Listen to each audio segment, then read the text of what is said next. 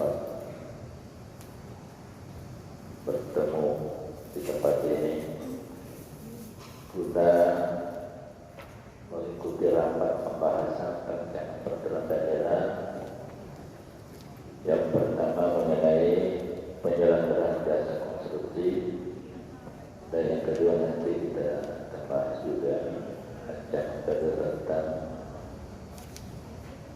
UMKM. Jadi yang pertama kita akan bahas adalah rancangan peraturan daerah tentang penyelenggaraan jasa konstruksi. Jadi saya nyatakan dibuka.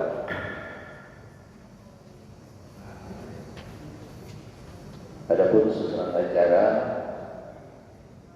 sebagai berikut: pertama, pembukaan;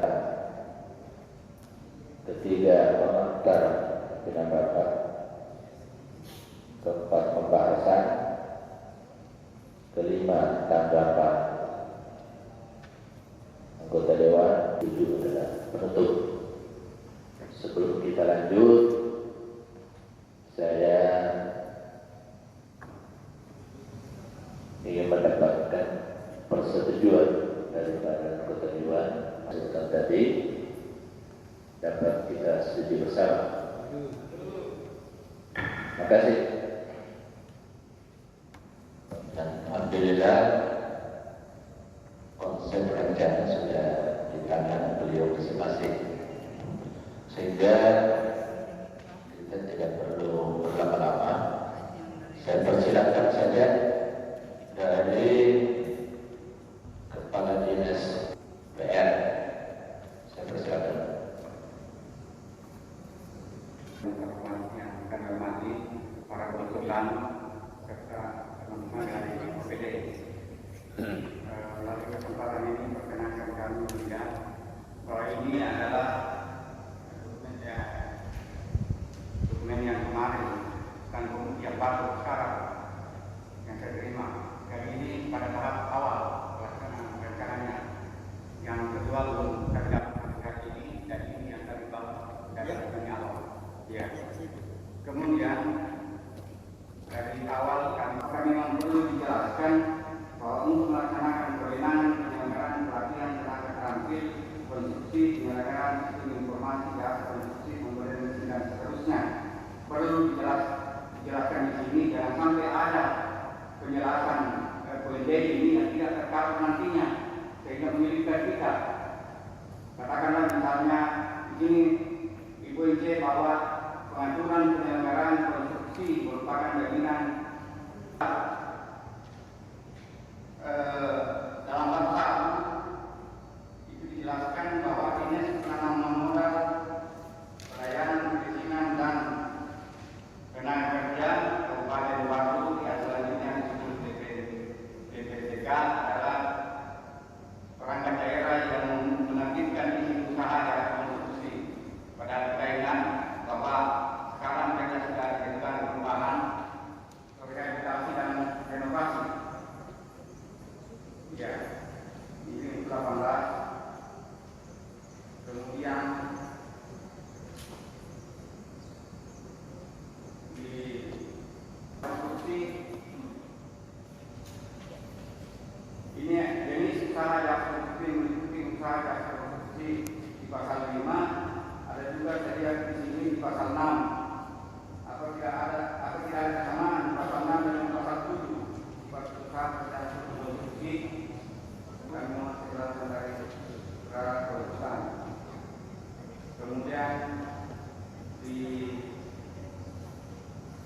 bagian 3, kalau usaha pekerjaan konstruksi yang bersifat spesialis sebagaimana masuk pada ayat 1 huruf B, antara lain instalasi konstruksi khusus, konstruksi. Alhamdulillah pada kesempatan pagi hari ini kita masih tetap dalam kondisi prima untuk mengikuti acara atau rangkaian pembahasan RDK ini. Bapak Ibu sekalian yang saya hormati, jadi berdasarkan hasil FGD tempoh hari, maka sudah ada perubahan sebagian atas apa yang kita diskusikan pada forum FGD tempoh hari. Jadi saya minta kepada sekretariat untuk memberikan materi yang terbaru kepada Pak Kadis. Jadi ada beberapa perubahan memang, tetapi sebagiannya disampaikan Pak Kadis memang belum masuk pada perubahan itu. Olehnya itu saya minta untuk tetap diperhatikan apa-apa yang disampaikan tadi. Kalau bisa nanti diperjelas lagi poin-poin yang menjadi masukan dari Pak Kadis itu, sebagiannya akan saya bacakan, yaitu pada lampiran ini yang sudah diperbaharui ada lampiran. Di halaman terakhir itu ada perubahan, Pak. Ya. Jadi rekomendasi FGD pada jasa konstruksi ada 6 poin. Jadi mulai dari konsideran yang menimbangnya terkait amanah dari pasal 8 Undang-Undang Nomor 2 Tahun 2017. Kemudian itu sudah dihilangkan. Kemudian urutan poin mengingat pada konsideran mengingat berdasarkan tahun terbitan itu sudah disesuaikan. Kemudian poin ketiga, ruang lingkup harus berdasarkan pedoman penyusunan peraturan daerah, juga sudah disesuaikan.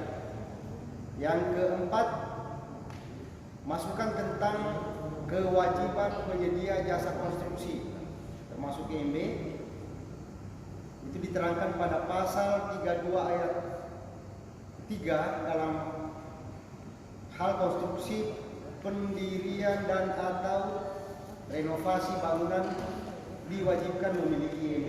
Itu sudah dimunculkan juga. Kemudian poin kelima dari PUPR yang berkaitan dengan pengawasan pendataan usaha orang perseorangan itu diterangkan pada pasal 37. Salah satu bentuk pengawasan yang dilakukan oleh Bupati melalui Dinas PUPR terkait adalah usaha jasa konstruksi adalah melakukan pendataan terhadap usaha orang perseorangan. Kemudian yang poin 6,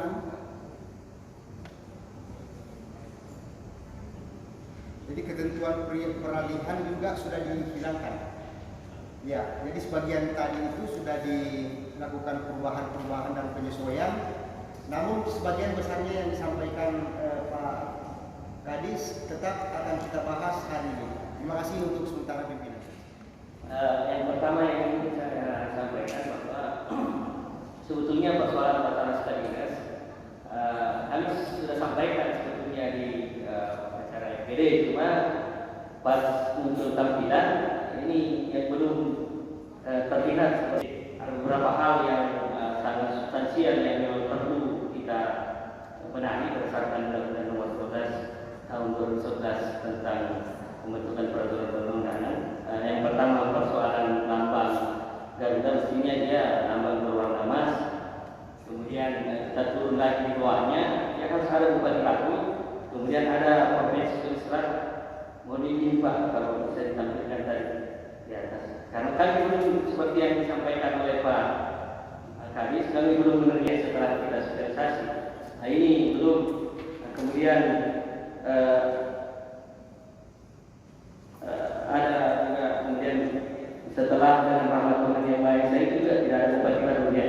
Padahal kita sudah sampaikan sebetulnya di FGD bahwa ada beberapa hal yang mungkin dari segi tata naskah yang perlu kita perbaiki. Secara umum seperti itu, tapi secara teknis banyak hal yang perlu kita detailkan. Terima kasih. Saya pertegas perjelas dulu ke pertanyaan saya ke bidang hukum. Itu Garuda atau lambang daerah? Sebenarnya mungkin Garuda, tapi dia mestinya berwarna atau dia berwarna emas seperti itu. Karena itu secara umum itu. Kalau detailnya banyak hal yang memang perlu dibenahi dalam hal teknis penulisan. Saya kira seperti itu, Pak.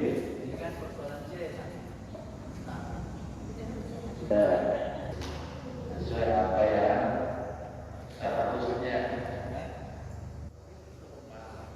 kelihatannya ini tidak ada perubahan. Sudah disampaikan dulu di SPD bahwa pengaturan penyelenggaraan konstruksi merupakan jaminan kepastian hukum bagi pengguna jasa konstruksi, penyedia jasa konstruksi maupun masyarakat yang seharusnya dalam pembentukan peraturan perundang-undangan ya kita pasti harus mengedepankan kepastian hukumnya. Jadi kita kedepannya, kalaupun kita berikan bahasa-bahasa yang gamblang, yang absurd, ya, sampai ke depan peraturan daerah ini bisa jadi bintir sanksi. Seperti itu, Pak. Itu yang pertama. Dan yang kedua, persoalan pasal 6, maksudnya memang ada berbeda, Pak. 678. Jadi pasal 678 adalah pengejuantahan atau penjelasan secara rinci dari ketiga poin ini. Pasal 5 poin A, B, C, dan dijelaskan juga di tiap ayat pasalnya. Misal pasal 6 sifat jasa konsultasi konstruksi dimaksud pasal 5 huruf A. Kalau di pasal 7 pasal mungkin itu saja dulu. Setelah kali ini mungkin ada tambahan dari beberapa bapak ibu sekalian dan sama-sama akan kita ramu lalu kita buat kesimpulan bersama. Sampai setelah ini kita akan buat revisi bersama karena kita perbaiki lagi kembali seperti itu, Pak. Mungkin ada tambahan.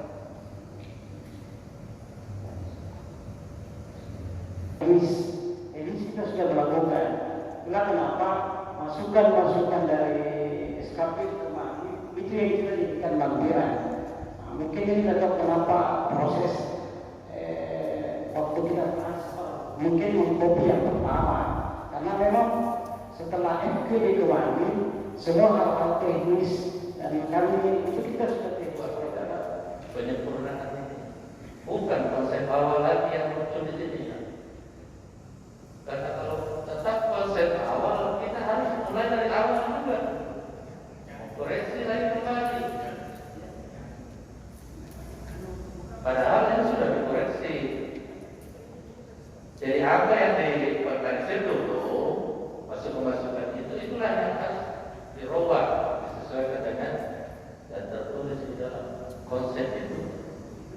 Sehingga betul-betul kelihatan bahwa ini ada perubahan, ada penyempurnaan. Jangan lagi yang lama yang dimunculkan. Jadi pimpinan saya sampaikan bahwa pasca FGD tempoh hari sudah ada perubahan. Itu dia terhasil di materi yang ada pada kita hari ini. Kemudian hal-hal lain yang kemudian akan menyusul perubahan-perubahannya atau tambahannya. Apa-apa yang kita serap daripada kegiatan sosial dari bidang hukum hari ini. Jadi saya minta supaya teman-teman terutama ke OPD untuk melihat naskah perubahan yang sudah bukan yang dimaksud Pak Wakil tadi itu yang jadi memang sudah ada perubahan Pak. Mungkin yang Pak Kadis pegang itu masih draft yang awal ya, draft yang pertama. Belum ada yang kita ada lampiran perubahan, belum ada belum ya. Oh, ya. Jadi saya kira betul pimpinan ini persoalan. Makasih pimpinan.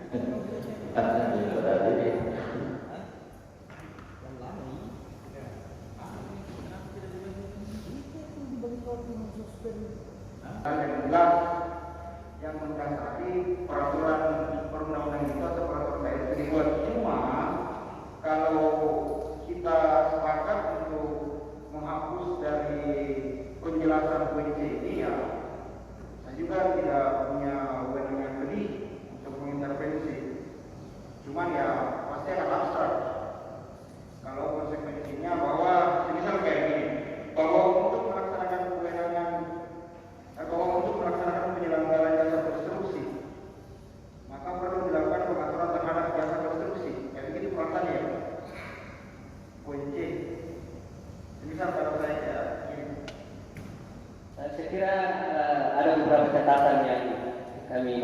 karena kami berpikir sebetulnya ini sudah tuntas secara ditetapkan, tapi kami lihat juga tidak. Jadi kami akan berikan catatan terkait dengan apa yang perlu dibenahi. Saya kira nanti kita komunikasikan secara mendasarnya mengenai teknis penulisan. Saya kira demikian. Ya, terima kasih. Ada lagi? Jadi pimpinan, apa yang saya kira sudah ketemu ini barang sudah ketemu ujung pangkalnya. Jadi hal-hal yang mau ditambahkan di koreksi di situ, baik dari bidang hukum maupun PUPR, dia akan memberikan catatan, dia akan masukkan catatan, dan itu akan kami kontrol catatan itu apakah betul-betul sudah terserap, yang memang harus diserap di situ untuk, ya saya kira untuk memperkaya kita punya materi ya, kemudian bisa presisi nantinya pada hasil akhirnya. Jadi insya Allah saya kira tidak ada masalah lagi, tinggal konsultan. Kalau perlu nanti untuk fasilitasi kami dari konsultan untuk memastikan bahwa itu. Jadi apa yang menjadi catatan itu, bidang hukum juga hadir nanti pada saat fasilitasi, dan jelas kami catatkan semua, begitu juga PUPR, dan pasti ruangnya di sana kita fasilitasi. Biro Hukum Provinsi juga akan melihat itu, yang mana memang harus dimasukkan, yang mana tidak perlu. Saya kira sudah jelas sekali pimpinan. Terima kasih. Assalamualaikum warahmatullahi wabarakatuh.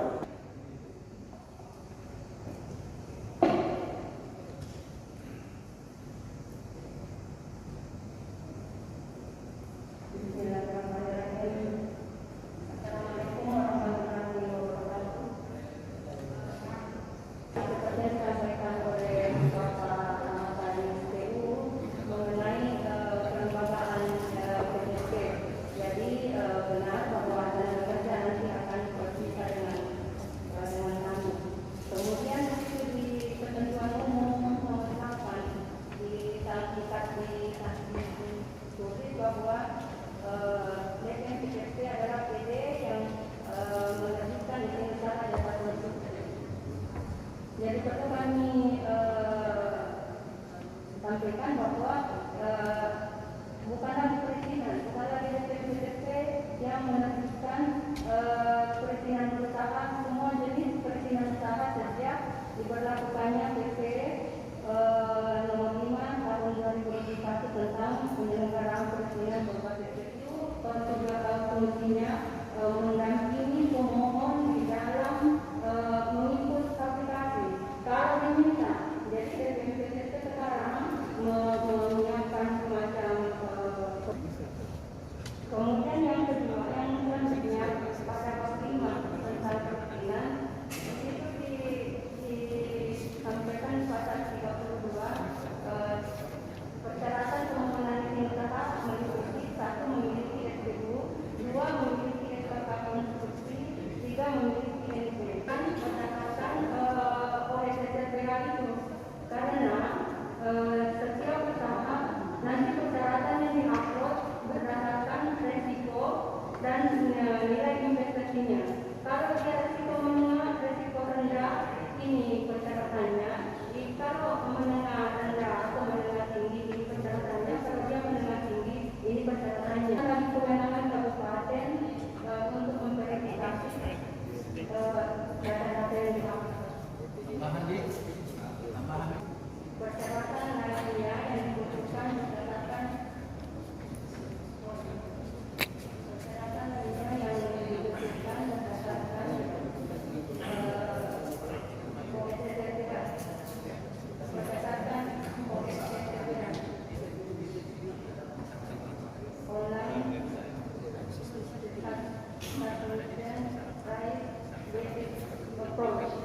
jadi bahasa Indonesianya